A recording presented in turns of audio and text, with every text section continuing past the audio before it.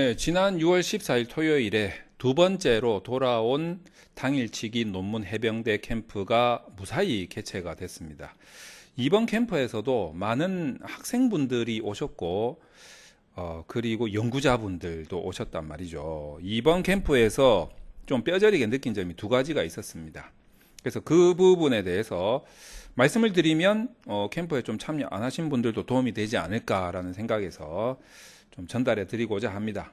첫 번째 느낀 게 어떤 거냐면 대학원생분들 같은 경우에는 아무래도 논문을 좀 처음 쓰시는 분들도 계시고, 그리고 대학원에 왔다, 좀 포부가 남다른 분들 계세요. 나도 연구를 한다, 뭐 이런 느낌. 그리고 평소에 존경해 왔던 지도 교수님으로부터 논문 지도를 맹목적으로 따라가다가 중간에 이제 뭔가 이거 좀 아닌데 왜 이렇게 힘드나, 막 이런 느낌을 가지신 분들이 제법 계신단 말이에요. 그러다 보니까 그분들의 좀 공통점이 하나 둘 보이기 시작하는데, 그 중에 첫 번째가 어떤 거냐면 좀 직장인 분들이 많은 경우가 있어요. 대학원생 분들 중에서도 물론 저희 연구소에 오시는 분들 중에서는 계속 직장을 다니지 않고 공부만 하고 연구하신 분도 계시긴 하지만 좀 대다수가 직장인 분들이 많아요. 이제 그분들의 특징이 뭐냐면 우리는 사실 학술 연구 논문을 쓰고 있는데, 학술 연구 논문에서 추구해야 될 것은 무엇보다도 학술적 가치인데, 학술적 가치에 대한 생각을 안 하는 건 아닌데, 이거보다는 너무 큰 비중으로 실무적 가치에 치중을 하고 계시더라 이거죠. 실무적 가치를 하지 말라는 소리가 아니고 학술적 가치가 좀 우선되어야 되지 않겠냐라는 측면에서 제가 좀 강조해 드리는 겁니다. 근데 이제 학술적 가치에 대한 언급을 하지 않고 실무적 가치 위주로 설명을 한다거나 연구 논문을 진행을 한다라고 했을 때 이게 과연 학술 연구 논문으로서의 자격이 있겠는가, 의미가 있겠는가라는 측면에서 본다면 좀 안타까운 일이죠. 그런데 이거를 논문을 좀 처음 쓰시는 분들이 대부분 학술적 가치를 좀 놓치고 있는 게 아닌가. 그래서 이제 그런 부분에 대해서 엄청나게 이번 캠프에서 강조를 제가 했었죠. 그리고 이제 두 번째가 어떤 거냐면 대학원생 분들이 특히 좀 많이 오시는데, 그 학교 또는 학과에서 요구하는 뭔가 그 양식 있잖아요. 양식. 어떻게 보면 매뉴얼이라고도 할 수 있습니다. 그리고 그 학과에서 선호하는 카테고리 같은 거, 목차, 그리고 심지어는 지도 교수님이 선호하시는 뭐 주제라든가 또는 뭐 연구 방법 같은 거 있잖아요. 자, 요런 부분에 대해서 제가 엄청나게 좀 강조를 했었죠. 왜 그러냐면 정말 좋은 주제를 가지고 오시는 대학원생 분들 많아요. 그런데 그 좋은 주제가 과연 그 학과, 그 지도 교수님한테 통할 것인가는 또 다른 문제일 수가 있어요. 내가 아무리 뛰어나도, 내가 아무리 방법론적으로 난이도가 높고 정말 괜찮은 방법론을 기법 선택을 해서 들고 들어갔다 할지라도 지도 교수님이 그 기법을 이해를 못 한다든가, 그리고 또 그 주제에 대해서 지도 교수님이 별로 탐탁치 않은 그런 인식을 가지고 있었던 상황이라면 학생이 가지고 간 그 연구 주제라든가 방법이 지도 교수님에 의해서 효과적으로 지도가 될 수 있을지는 의문이다 이거죠. 그러다 보면 자꾸 파열음이 생깁니다.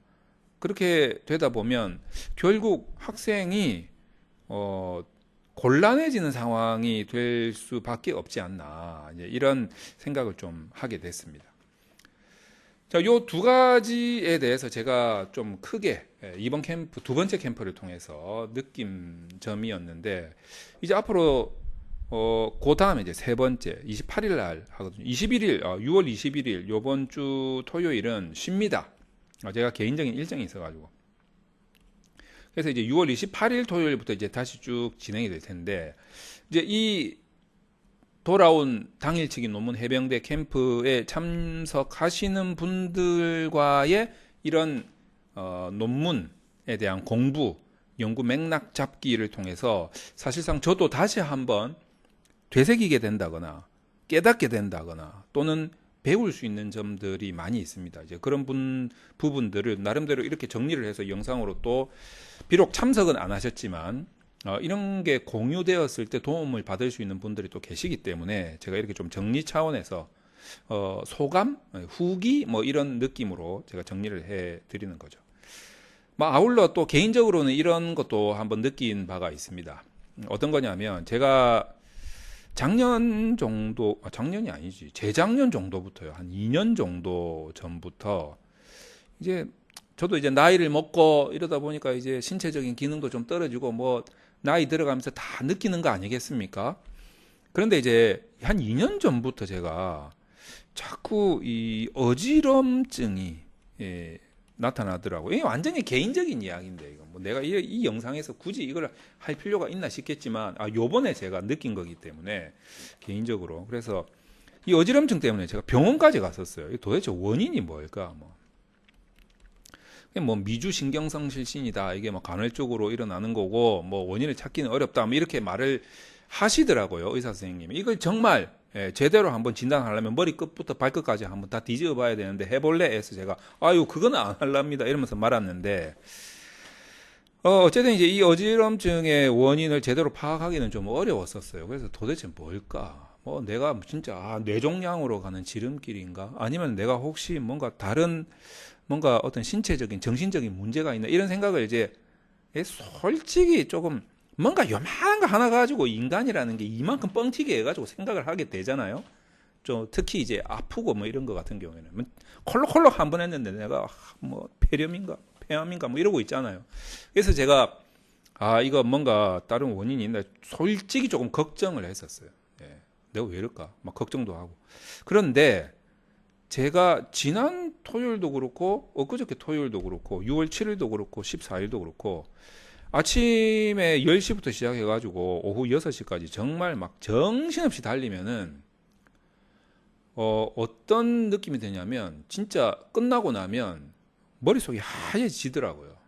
하얘져요. 막 그 소위 말해서 뇌를 순간적으로 너무 많이 부려 먹은 거지. 그냥 막 뇌가 그냥 막 너무 그 과로를 하게 된 것이죠.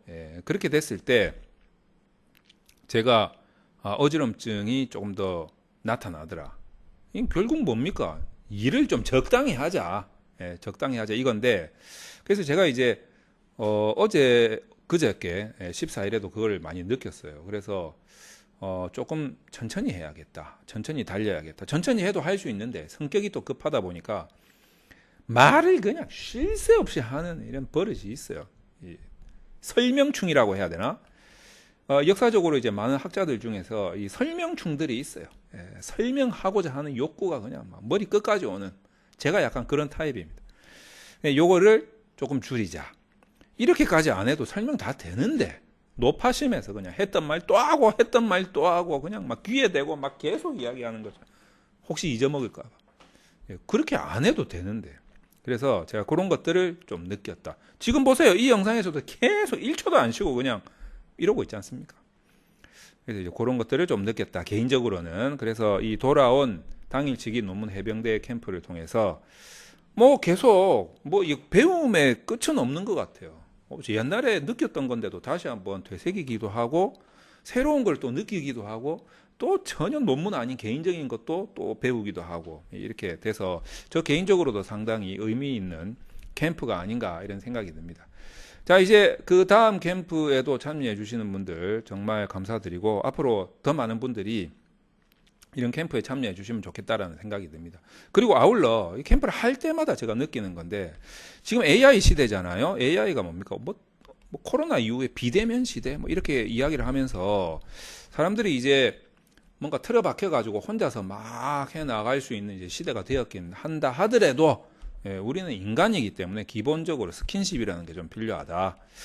그래서 이 스킨십이라는 것을 돌아온 당일치기 논문 해병대 캠프를 통해서 서로 모르는 사람들끼리 모여가지고 우리가 뭐 경쟁을 할 것도 아니잖아요. 그래서 맛있는 거 먹으면서 즐거운 시간을 보내면서도 배우고 그리고 내 논문에 대한 전체적인 대략적인 맥락도 한번 되짚어보는 그런 시간을 갖는다라는 것이 이 AI 시대, 비대면 시대에 대응해서 정말 좋은 콘텐츠가 아닐까 이렇게 생각을 합니다. 그래서 여러분들 캠프에 한번 참여해 보시면 정말 의미 있는 시간들이 될 수도 있습니다. 같은 연구하시는 동료분들과 같이 이야기를 하면서 스트레스도 풀고 그리고 공부도 많이 되고 다른 사람, 전혀 다른 학문, 전혀 다른 주제와 전혀 다른 방법론을 가지고 그 주제에 접근하시는 분들을 보면 내가 배울 수 있는 것도 엄청나게 많거든요. 다양성 측면에서,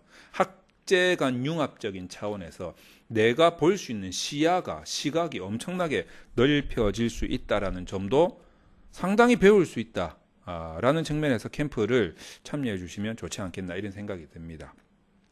그리고 이제 아울러 이번 주에 저희 그 멤버십 교재 6권이 드디어 판매가 될 예정입니다. 제가 이제 제일 마지막 단원을 좀 마무리를 하고 있어요. 지금 디자인도 나왔고 그래서 아마 며칠 내로 6권에 대한 판매가 시작될 겁니다. 이 6권은 5권에서 못다한 5권이 뭐냐면 이제 통계 분석 실습 코너거든요. 뭐 이런 분석, 저런 분석, 이런 분석, 저런 분석, 논문에서 가장 많이 사용되는 그 분석들에 대해서 살펴보고 또 실습을 해보는 이제 그런 내용이 5권이었는데 이 이외에 많이 사용되기는 하지만 난이도가 좀 높기도 한 그리고 최근에 나온 기법들을 모아가지고 6권에다가 실었습니다. 그래서 6권을 통해서 여러분들이 자기의 논문 통계 분석을 한층 더 넓히고 논문에 대한 방법론적인 접근의 다양성을 더 가질 수 있는 이런 계기로 한번 삼아 보시면 좋겠다. 그리고 이 모든 이 교재들에 대한 설명, 물론 교재만 봐도 되긴 한데 또 설명을 하면 그 효과가 배가가 되기 때문에 그 설명을 이제 멤버십 강좌를 통해서 제공을 해드리고 있기 때문에 여러분들이 이제 논문 공부를 하는 데 있어서 그리고 자기 자신의 연구를 하는 데 있어서 정말 스스로 할 수 있는 시대가 왔다. 그리고 스킨십을 통해서 캠프를 통해서 서로 즐거운 시간을 가질 수 있는 그러면서도 배울 게 있는 이런 서비스도 제공이 되고 있다라는 점을 다시 한번 강조드리면서 여러분들의 많은 참여 부탁드립니다. 감사합니다.